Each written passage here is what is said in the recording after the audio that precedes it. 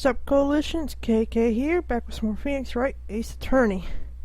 Last episode we finished up the second trial, and now we're going to be getting into the last part of this turnabout. Oh boy, coming down to a close here. We'll be done with this by next Friday. Oh well. Well, I mean, this turnabout goodbyes will be done with turnabout goodbyes, but we still got the next case to do. Whew, boy. Alright. Let's do this then, shall we? Round chapter start. December 27th, 2:11 p.m.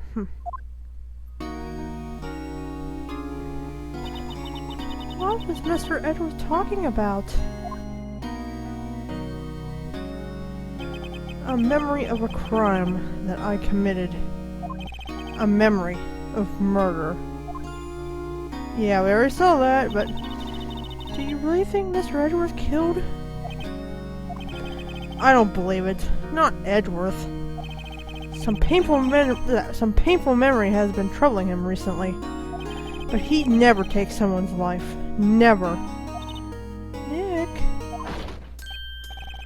Yo! How's everyone doing? What do you think of my performance today? I am swooning in the aisles, huh, Maya? God, I said that horribly. Is this swooning? Me? Oh yes, I do remember feeling faint. Right on, tell him the truth. It was like love at first sight, right? Right, Nick? Uh-huh. Me? Well, maybe my heart skipped a beat or two. I think you can do better than that.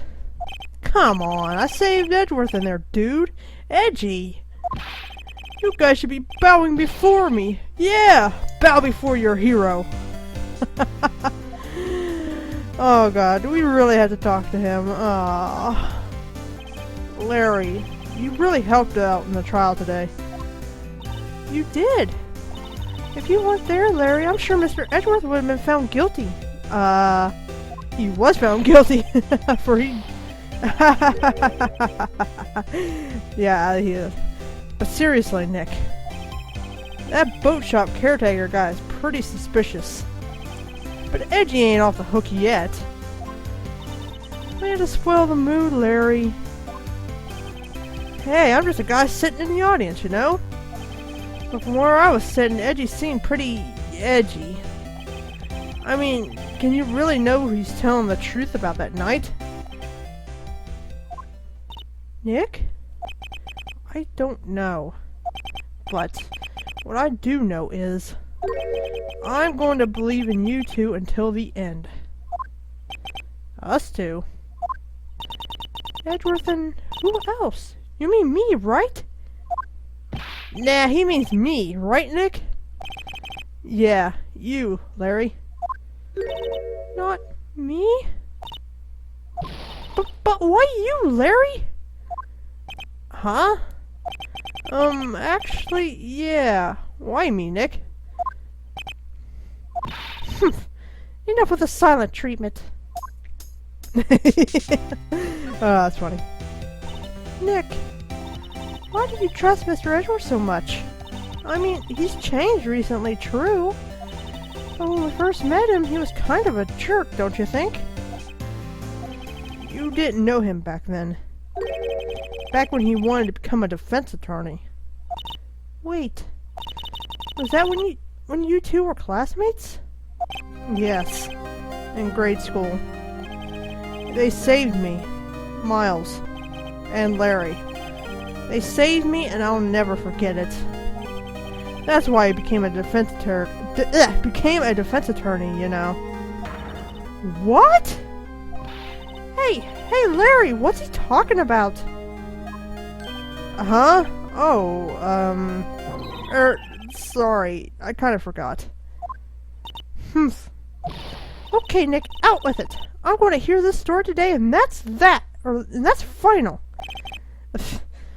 Okay, okay. It's kind of a long story, so hang in there. It was the beginning of spring, 4th grade. I was on trial. A class trial. Class trial? Oh, the music stopped. You remember, Larry? You remember, Larry? Spring, 4th grade? A kid in my class got his lunch money stolen. Lunch money? Our school was really small.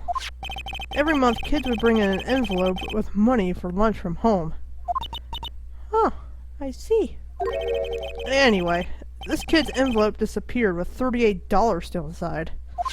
Oh, yeah, now that you mention it, I do remember that. I can see why you'd forget, though. You were out of school that day. Anyway, the envelope had been stolen during PE class. I was coming down with a cold, so I skipped PE that day. I was the only one not in class. So, they thought you did it? Yeah. The kids in class said I should be put on trial. Trial? So the next day, we held a classroom trial with me as the defendant.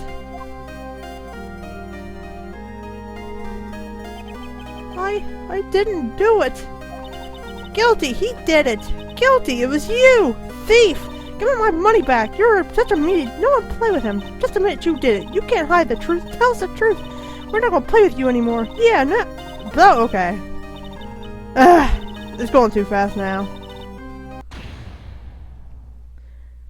Now, Phoenix, you know you shouldn't steal people's money. It's not right. In the end, even the teacher thought I'd done it. Apologize to the class, Phoenix. Oh, poor guy. I didn't know what was happening. I was so sad. I couldn't stop crying. Everyone was staring at me like I'd done it. I tried to apologize. I went over to where the boy was sitting. That's when it happened.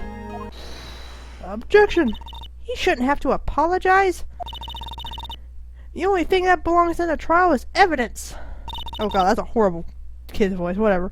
Anything else has no place. You should all be ashamed. Amateurs. Miles.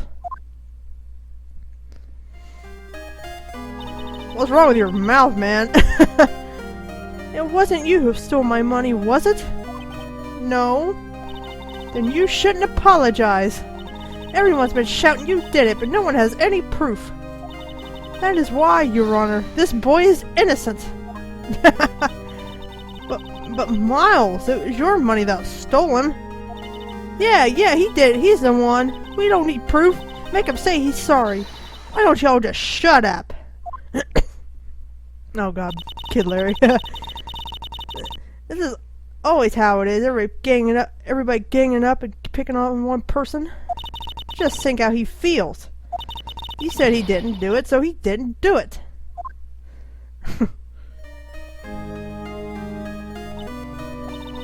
Very well. I will replace the money myself. This class trial is over. That's how it happened. After that, the three of us were always friends. Wow, I had no idea. Yeah, I had no idea either. I mean, I forgot. That's when I learned what it meant to be alone. Totally alone. Without a friend in the world. You did a good thing, Larry. Yeah, well, I was just lucky that I took the day off from school. If I'd been there, they would have thought I'd done it. Wait a minute. Phoenix has skipped class because he's come down with a cold. Wouldn't he have gone to the nurse's office and wouldn't he have had an alibi? Oh, boy, I don't know. So I took it kind of personally, see? When something smells, it's usually the butts. How much you want to bet? It was Larry who did it. Anyway, Edward and I talked after that class trial. That's when I heard his father was a defense attorney. I remember his eyes would shine when he talked about his father. I'm going to become a defense attorney just like my dad. A famous defense attorney. God, I make it sound like a girl. Well, typically younger boys' voices sound like girls a little bit. They're higher pitched, obviously.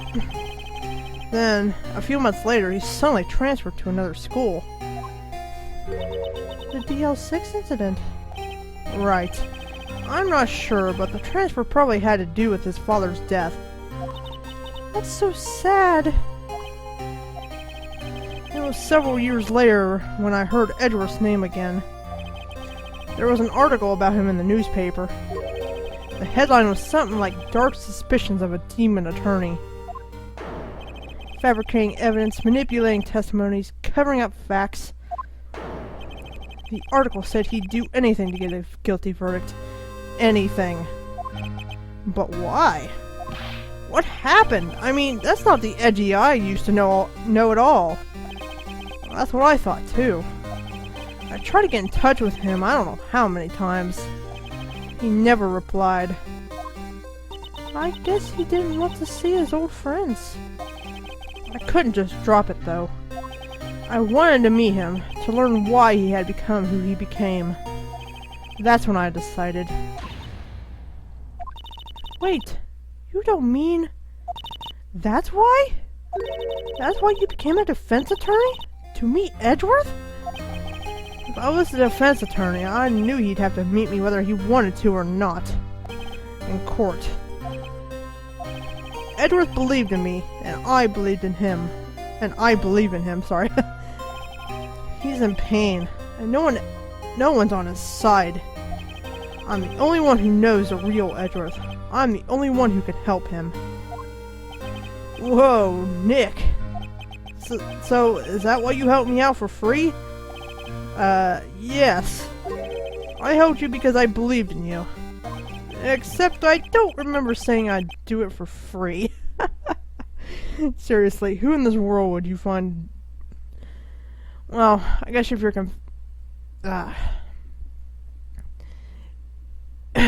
if you're convicted of a crime or whatever, or, you know, arrested, they will give you an attorney for free, so, yeah. But, aw, Nick! Nick! Nick! We have to save Mr. Edwards. It's the last thing we do, okay? Right. It very may well be. First, there's that rental boat shop caretaker. We need to find out who or what he is.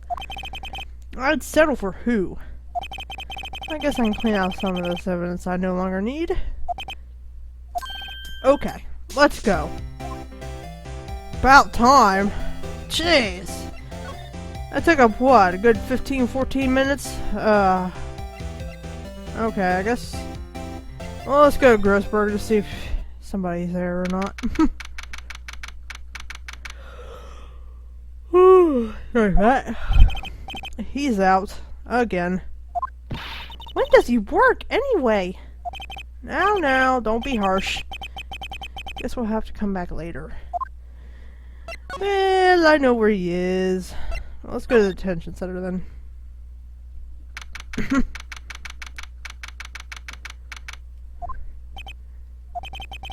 You look as grim as always. Mr. Edgeworth, I heard the story about the class trial. Class trial? What do you mean? You don't remember? No, I don't. Your lunch money was stolen, wasn't it? In 4th grade? Lunch money. Oh, alright. Yes, I seem to remember something like that. Nick, I think you're the only one who really remembers. Well, it probably only really mattered to me anyway. Mr. Edgeworth, didn't you know? That trial was the reason Nick became a defense attorney. Ridiculous. Gee, thanks. That said, it does sound like the kind of thing you do. You haven't changed a bit, have you, Wright? So simple, to a fault even. Well, maybe, yeah, but I think you changed too much, Edgeworth.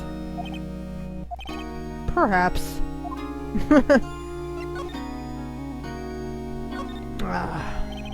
Hey, Edgeworth, why did you become a prosecutor anyway? You used to look up to your dad. You said you wanted to be a defense attorney, right? I couldn't let myself deny reality like you. What do you mean? My father was taken from me, and you want me to defend criminals? I'm sorry, Wright, but I'm not that good of a person. One suspect was apprehended in your father's murder, right? Yes. The man trapped in the elevator with my father. His name was Yanni Yogi. He had to be the shooter, any way you look at it. Yet, he was found innocent. That defense attorney got him off the hook. That would be Robert Hammond. Or Severus Snape, whichever you want to call him. On that day, 15 years ago. The three of us were trapped in that elevator for 5 hours. Jeez! When we were rescued, we all suffered oxygen deprivation. I didn't think you could suffer oxygen deprivation on an elevator. I'll tell you what though, this game kind of made me paranoid about elevators. I had lost all memory of the murder. Lost your memory? Even now, I can't recall what happened in that elevator. That was the crux of Yogi's attorney's... wow, that's a hard sentence to say. That was the crux of Yogi's attorney's argument in court. He claimed Yanni Yogi had been not of sound mind due to the oxygen deprivation. Yogi was released due to a lack of evidence. Innocent. That's when I changed my mind. I started to hate defense attorneys. What's your relationship with Von Karma? He's my teacher, and a man who deserves respect. No. I learned everything I know of courtroom techniques from him. So he's like my sister was to you, Nick. He is a perfectionist in all things. In court, in his personal life, he is obsessed with doing everything perfectly. Perfectly, huh? In all the cases he has taken on, none were left unsolved. And not one suspect was declared innocent. Ever. Jeez, what a jerk. But that's... I know. It is possible some of the suspects were indeed innocent. However, it is impossible for us to accurately determine that in every case. Well, if you were like Phoenix Wright, you probably could. All Von Karma does is his job, to find the suspect guilty, perfectly. In any case, it is nigh well impossible to find a weakness in him. I beg to differ. Should a weakness appear, he would do everything in his power to make it go away. I don't know what it is about people showing weakness, but whatever.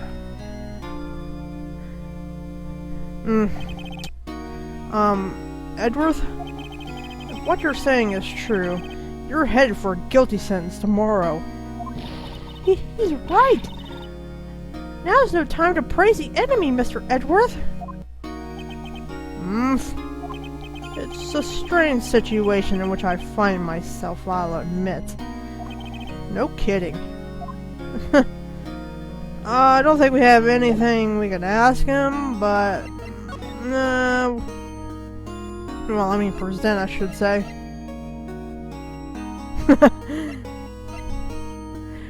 Yeah, let's try the case file for the heck of it.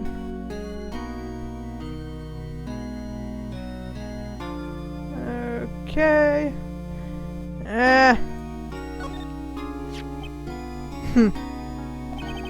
It was that case that changed my life. And tomorrow, on December 28th, its statute of limitations runs out. Tomorrow. Could that be a coincidence? But even if the case is finally closed on paper, it will never be erased from my memory. Never. Poor Mr. Edgeworth. Okay. I don't think he says anything else. No, I think we're done with him. Or like entrance? This is a pretty boring episode so far, wow. Hey pal, long time no see. Oh, Detective Gumshoe. Close one today, eh? I got so worked up I snapped my tie in half. Sorry about that. No prob, pal. Thanks to you, we now know who really did it. You mean the boat shop? Oh, God, I hate when they say this. The boat shop caretaker? Look, I'll make you a promise. I'll have that scoundrel in my custody by trial time tomorrow. Come what may. It's my duty to you as a police officer. Now, I'm off to catch me a criminal. Detective Gumshoe sure is active today. Oh, one other thing. Eek! No one could go into the woods today. The woods?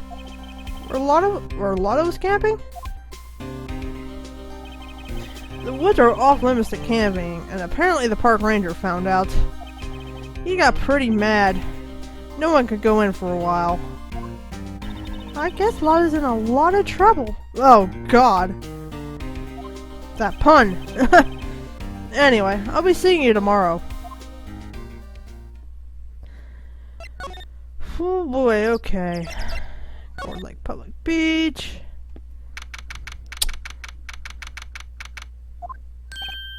Uh-huh. The steel eyesore is missing. Eyesore?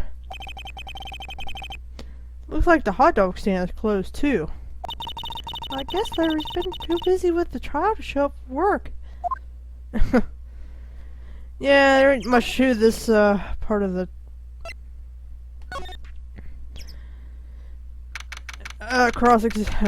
investigation day.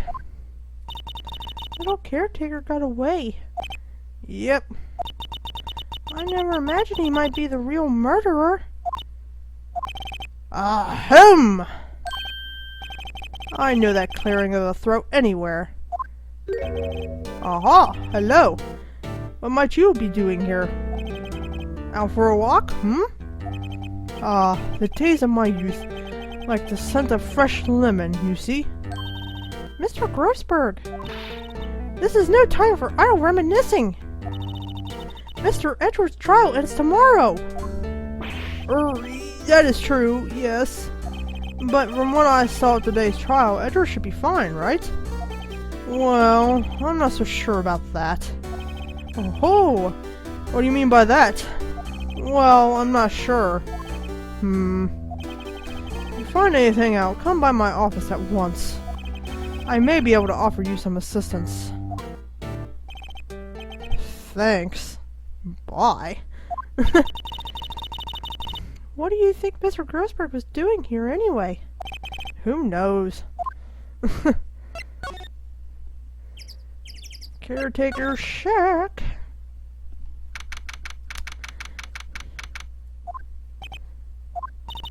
Nobody's home.